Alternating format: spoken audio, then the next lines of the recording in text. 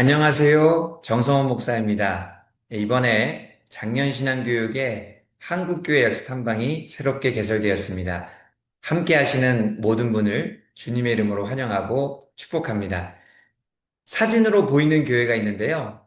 이 교회는 한국교회 초기의 평양 장대현 교회입니다. 조선 후기 1893년 평안도 평양에 세워진 장로교회입니다. 이 교회가 설립되고 평양에 기독교인들의 수가 엄청나게 늘었습니다.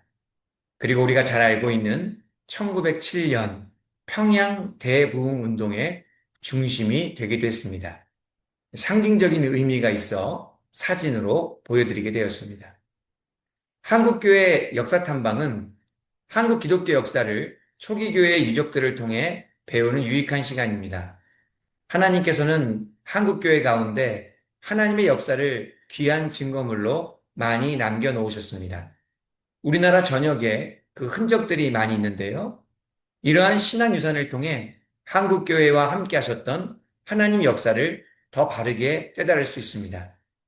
이번에는 강경, 익산 지역에 한국교회 역사탐방을 진행하고자 합니다. 이를 위해서 5번의 녹화 강의와 1번의 현장 탐방이 준비되어 있습니다. 녹화 강의를 통해 우리가 탐방하게 될 곳을 미리 살펴보게 될 것입니다. 아는 만큼 보인다고 했죠. 영상 강의를 잘 들으시면 실제 탐방 때 더 많은 것을 보고 더 많은 것을 느끼게 될 것입니다. 그리고 11월 29일에는 우리 전문가이신 손삼문 목사님을 모시고 현장을 은혜롭게 탐방하도록 하겠습니다. 이번 한국교회 역사 탐방을 통해 은혜와 진리가 충만한 시간 되시기를 바랍니다. 강의에 대한 세부적인 내용을 소개해드리면요. 총 5번에 걸쳐서 강경 익산 지역의 기독교 유적들을 살펴보게 될 것인데요. 첫 번째로는 옥녀봉과 강경 침례교회이고요. 두 번째로는 구 강경 성결교회 강경 역사관입니다. 세 번째로는 두동교회 재석교회, 네 번째로는 남전교회 및 만세운동 기념지입니다. 마지막으로는 대장교회, 황등교회 등을 살펴보고자 합니다. 강의를 잘 수료하신 분들에 한해서 11월 29일에 손산문 목사님의 가이드를 받으시면서 현장 탐방을 진행할 예정입니다. 탐방 일정은 당일 하루 코스인데요. 기도하시면서, 기대하시면서 기다리시기를 바랍니다. 자, 그러면 먼저 옥녀봉과 강경 침례교회 오늘 살펴보고자 하는데요. 옥녀봉의 위치는 충청남도 논산시 강경읍입니다. 지도를 보시면 오른쪽으로는 논산이 보이고요. 위에는 부여가 있습니다. 왼쪽 아래로는 군산과 익산이 보입니다. 군산 왼쪽은 서해인데요. 군산 위쪽에 있는 물줄기가 바로 금강입니다. 옥녀봉은 금강을 따라가다 보면 만날 수 있습니다. 그리고 옥녀봉 바로 가까운 곳에 강경 침례교회가 있습니다. 옥녀봉에 대해 살펴보면 논산시 강경읍 금강변에 있는 해발 44m의 낮은 봉우리입니다. 이 옥녀봉은 논산 8경 중 하나로 아주 경치가 멋진 곳인데요. 그 안에 공원이 들어서 있습니다. 공원 안에는 송제정이라는 정자와 봉수대가 있습니다. 봉수대는 조선시대 통신수단으로서 봉화를 밝혀서 신호를 보냈던 장치죠. 위치가 좋아서 강경 읍내와 금강을 조망하기가 좋습니다. 옥녀봉 정자에서 바라보면 사방이 훤하고 논산 평야가 한눈에 들어오게 됩니다. 날씨가 좋으면 저 멀리 부여와 익산까지 보이고요. 평야와 강이 조화를 이루고 저 멀리 산이 배경처럼 서 있어 한 폭의 수채화를 연상케 합니다.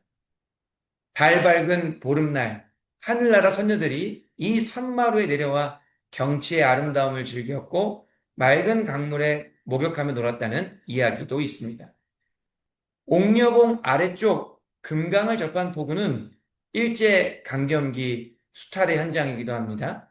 당시 지역에서 생산된 곡식 및 물자를 군산으로 옮겨 일본으로 가져갔는데요. 이뿐만 아니라 일제 신사참배 강요 정책 일환으로 이곳 정상에 일제 신사가 세워지기도 하였습니다. 그리고 옥녀봉의 송제정 바로 아래편에는 국내 최초의 침례교회 예배터가 있습니다.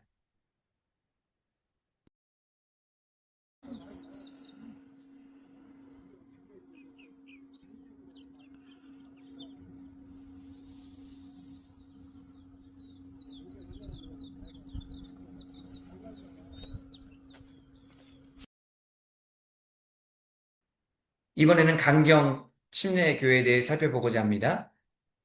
옥녀봉 가까운 곳에 있는 한국 최초의 침례교회입니다. 이 교회는 논산 지역 최초의 교회이기도 하여서요. 교회사적으로도 의미가 있는 곳이죠. 이 교회를 통해 한국의 기독 침례회 발전에 큰 계기가 마련되었습니다. 한국 침례교회는 1889년 독립선교사로 한국을 방문한 말콤 페넥 선교사에 의해 창립되었습니다. 그는 1895년에 파울링 선교사 부부와 함께 서울에 도착해서 선교의 거점을 충남 공주와 논산, 부여 등으로 정했습니다. 그리고 선교 활동에 착수했죠. 그리고 1896년 2월 파울링 선교사 일행이 한국 최초의 침례교회 성도인 이 지병석 집사님 댁에서 첫 예배를 드리고 선교를 시작했는데 그 교회가 바로 강경 침례교회입니다. 아까 옥녀봉 설명할 때 옥녀봉 정자에서 바라보면 사방이 환하고 논산평화가 한눈에 들어온다고 했는데요. 날씨가 좋으면 멀리 부여와 익산까지 보인다고 했습니다. 그렇게 침례교 선교사님들과 강경 침례교회 교인들은 옥녀봉에서 동서남북을 바라보며 복음 전파의 꿈을 키웠던 것이죠. 우리도 옥녀봉에서 사방을 바라보며 믿음의 선배들이 품었던 하나님의 비전을 느낄 수 있었으면 좋겠습니다. 1906년 이 강경 침례교회에서요. 전국 31개 교회의 침례교 관계자들이 모여 최초의 침례교 총회를 개최하게 됩니다. 이때 창설된 성경학교는 오늘날 침례신학대학교로 발전하였습니다.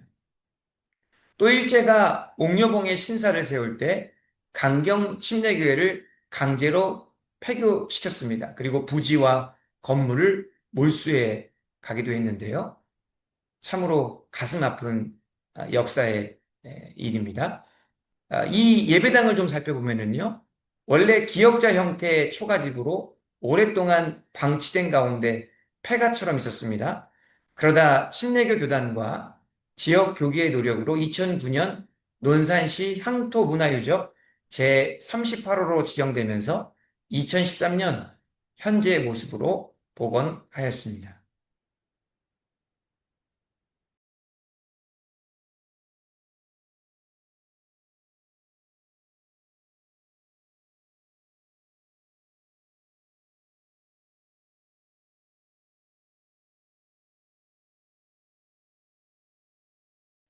이렇게 해서 탐방 때 우리가 살펴볼 첫 번째 지역 옥녀봉과 강경 침례교회에 대해 간단하게 살펴보았습니다. 오늘은 침례교회에 대한 이야기를 나누게 되었네요. 우리는 장로교회이긴 하지만 초창기 한국교회 역사를 다루다 보면 타교단의 역사도 잘 알아야 합니다. 왜냐하면 초창기 한국 선교 때 세계 각국의 다양한 교단들이 우리나라에 열심히 복음을 전했기 때문이죠. 그래서 오늘은 한국교회 초기 역사에 대해 잠깐 살펴보고자 합니다. 우리나라에 복음이 들어오게 된 것은 1882년 조선과 미국의 한미수호 통상조약 때문이었습니다. 당시 조선이 서양국과 맺은 최초의 조약인데요. 이 조약이 조선에게는 불평등 조약이었습니다. 하지만 이 조약을 통해 국계에 닫혔던 문이 열리게 되면서 선교의 길도 함께 열리게 됩니다. 그리고 1884년에는 장로교회 언더우드, 감리교회 아펜젤러 선교사님 같은 분들이 들어오시게 되죠. 그리고 1887년에 드디어 존 루스 선교사님의 주도하에 한글 신약 성경이 나오게 됩니다. 이때 당시에 선교사님들은 주로 의료와 교육을 통하여 선교를 감당했었는데요. 왜냐하면 당시에 조선에 가장 필요했던 것이 의료와 교육이었기 때문이죠. 조선 스스로는 이러한 영역을 해결할 수 없었기에 선교사님들이 서양의 앞선 문명을 들어오면서 조선의 필요를 채워주었고 동시에 복음을 전하게 된 것입니다. 그러므로 선교는 무엇입니까? 상대방의 필요를 채워주고 상대방을 온전히 세워가는 것. 그것이 바로 선교임을 우리가 알 수 있습니다. 그렇게 선교사님들이 우리나라에서 열심히 선교하다가 1890년 놀라운 정책이 세워지게 되는데요. 바로 네비우스 정책입니다. 이 정책을 삼자 원리라고 합니다. 삼자는 바로 자립, 자치, 자전입니다. 그 앞글자를 따서 삼자라고 하는 것이죠. 한국교회 성도들이 더 이상 선교사님들을 의존하지 않고 자립과 자치와 자전으로 그들 스스로가 교회를 세워가게 한 것이죠. 한국교회 입장에서는 이러한 정책으로 인해 아주 중요한 분기점을 맞이하게 됩니다. 그리고 한국교회 초기 역사에서 중요한 특징 중 하나가 바로 지역 분할 선교입니다. 우리나라에 세계 각국에서 다양한 교단의 선교사님들이 들어왔다라고 했는데요. 그들은 서로 경쟁하면서 선교하지 않았습니다. 회의를 통해 우리나라를 지역별로 분할하였습니다. 그리고 각자 교단에 맡겨진 지역에서 최선을 다해 선교를 감당했던 것이죠. 그러다 보니 100년이 넘는 지금까지도 어느 정도 그러한 영향이 지역별로 남아 있습니다. 4번 보면 초창기에 가장 먼저 장로교와 감리회가 이러한 역할을 중추적으로 감당했는데요. 이 지역들을 살펴보면 현재에도 각 교단별로 왕성하게 교회를 세우고 또 복음을 전하고 있는 것을 알 수 있습니다. 다음으로 다른 교단들을 살펴보면 사회구조와 구호활동으로 유명한 구세군이 있습니다. 이 구세군은 우리나라에 독자적으로 선교를 들어왔던 것이 아닙니다. 일본에 있었던 당시 구세군 본부의 파송을 통해 우리나라에 들어오게 됐죠. 성결교도 마찬가지입니다. 당시 일본에 있었던 동양 선교의 파송으로 서울에서 성결교가 시작됩니다. 이러한 역사적 맥락이 있다 보니까 한국 기독교의 초기 역사를 알아가다 보면 일본과 긴밀하게 연결되어 있다는 것을 알 수 있습니다. 한국 기독교 초기 역사를 제대로 알기 위해서는 일본도 한번 가야 할 필요가 있는 것이죠.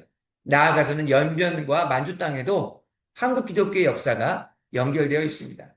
아무래도 밖에서 이 조선 안으로 복음을 전해야 하다 보니까 역사적으로 일본과 만주가 복음의 통로 역할을 했다는 것을 알 수 있습니다. 오늘 강의를 통해 몇 가지 중요한 교훈을 나누고자 합니다.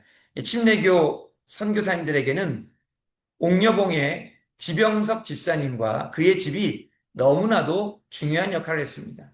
복음 전파의 전초기지가 된 것이죠. 그리고 그 집은 바로 교회가 되었는데 강경 침례교회였습니다. 이것은 마치 바울이 2차 전도 여행을 했던 것을 생각나게 합니다. 바울이 마게도냐로 넘어갔을 때 첫 번째로 맞이한 성이 바로 빌립보였죠. 그것은 바울이 난생 처음으로 가는 곳이었습니다. 그런 곳에서 복음을 전한다는 것이 얼마나 어렵고 위험한 일이었겠습니까? 그런데 하나님께서 그곳에서 누구를 만나게 해주셨습니까? 자색 옷감 장사 루디아를 만나게 해주셨죠. 그리고 루디아를 통해 마게도냐 지방의 복음 전파의 길을 열어주신 것입니다. 루디아의 집이 복음의 전초기지가 되었습니다. 항상 시작이 중요합니다. 아무것도 없는 것에서 무엇인가 생겨나기 위해서는 반드시 시작점이 있어야 합니다. 그 시작점을 감당하는 일이 얼마나 어렵고 힘듭니까? 쉽지 않은 일이지요. 그러나 반드시 필요한 일입니다. 그러기에 시작점의 역할을 하는 사람들을 하나님께서는 사랑해 주시고 귀하게 여겨주십니다. 누디아가 그랬던 것처럼 지병석 집사님이 그러하셨던 것처럼 우리도 하나님의 역사를 위한 시작점의 역할을 잘 감당해야 할 것입니다. 그것이 우리 가정일 수도 있고 이웃과의 관계나 직장에서일 수도 있습니다. 기도하면서 하나님께서 기뻐하시는 시작점의 역할을 잘 감당하시는 저와 여러분이 되길 바랍니다. 두 번째로는 선교는 필요를 채워주는 것이라고 했습니다. 선교는 나에게 남아있는 것을 주기보다는 상대방이 필요로 하는 것을 주는 것입니다. 마태복음 25장에 보면 줄인 자에게는 먹을 것을 주라고 했고, 목마른 자는 마시게 하고, 나그네는 영접하고, 헐 벗었으면 옷을 입혀주고, 병들면 돌봐주고, 옥에 갇히면 들여다보는 것, 그것이 바로 지극히 작은 자에게 필요를 채워주는 것이라고 말씀합니다. 필요를 채워주는 것은 하나님께서 가장 기뻐하시는 선교인 동시에 또한 우리 예수님을 영접하고 섬기는 것과도 같은 일입니다. 마지막으로 협력하는 선교입니다. 바울은 로마서 15장 20절에서 자신은 그리스도 이름을 부르는 곳에는 복음을 전하지 않기를 힘썼다라고 했습니다. 왜냐하면 남의 터 위에 건축하지 않으렸기 때문이죠. 그러다 보니 선교에도 협의가 필요합니다. 많은 사람들이 함께 선교할 때 아무렇게나 하는 것이 아니라 함께 힘을 모으고 지혜를 모아서 은혜롭게 선교하는 것이 필요합니다. 참 감사하게도 우리나라에 오셨던 초기 선교사님들께서는 그렇게 귀한 선교의 모범을 우리에게 은혜롭게 보여주셨습니다. 우리가 이것을 잘 기억해야 할 것입니다. 선교뿐만 아닙니다. 하나님의 모든 일은 절대 혼자서 할 수 없습니다. 항상 함께 협력하는 역사이죠. 그러기에 항상 지혜를 모으는 것이 필요합니다. 믿음의 사람들끼리 연합하며 기도하고 협력하는 것이 필요합니다. 이번 강의를 통해 하나님의 선교 사역을 위해 함께 기도하며 전심으로 협력할 것을 결단하는 저와 여러분이 되기를 간절히 소망합니다. 오늘 강의는 여기까지입니다. 기도하고 마무리하겠습니다. 하나님 아버지 감사드립니다. 한국교회 역사탐방을 통해 하나님의 선교의 역사를 배워가게 하시니 감사드립니다. 하나님의 선교에는 시작점이 있음을 고백합니다. 어렵고 힘들지만 저희가 하나님의 역사의 시작점이 되게 하여 주시옵소서. 그리하여 상대방의 필요를 채워주고 상대를 세워주는 선교를 감당하게 하시고 합력하여 주의 몸된 교회를 든든하게 세워가며 하나님 나라의 선교를 이루어가는 저희 모두가 되게 하여 주시옵소서. 계속해서 배우게 될 내용들을 통해 성령 충만하게 하시고 영안이 열려서 하나님의 놀라운 역사를 바라보며 감사하고 기뻐하는 영혼의 복된 성도님들이 다 되게 하여 주시옵소서. 예수님의 이름으로 기도하옵나이다. 아멘. 감사합니다. 다음 시간에 더 좋은 모습으로 찾아뵙겠습니다.